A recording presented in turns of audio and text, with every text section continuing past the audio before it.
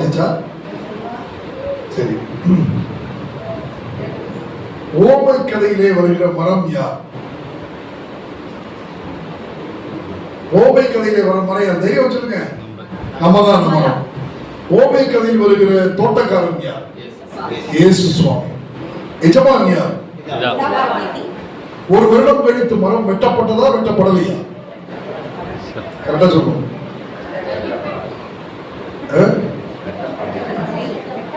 Result சொல்லப்படுது. அதான் correct. என்னது? ரிசல்ட் தான் எலர்ஜி வெட்டி சொல்றாங்க. Result is untold. ரிசல்ட் சொல்லப்படுது. ஏன்? நம்ம தான் அந்த மரம். நம்ம கனி கொடுத்தால் வெட்ட மாட்டார். கனி கொடுக்கல வெட்டும் காலம் வரும். யூதர்களை தேவன் கனிந்து விடுகிறார். ஆண்டவராகிய தேவன் யூதர்களை ஒரு விசேஷித்த நோக்கத்திற்காக அவர் தெரிந்து கொண்டார். எதற்காக அவர்களை தெரிந்து கொண்டார்?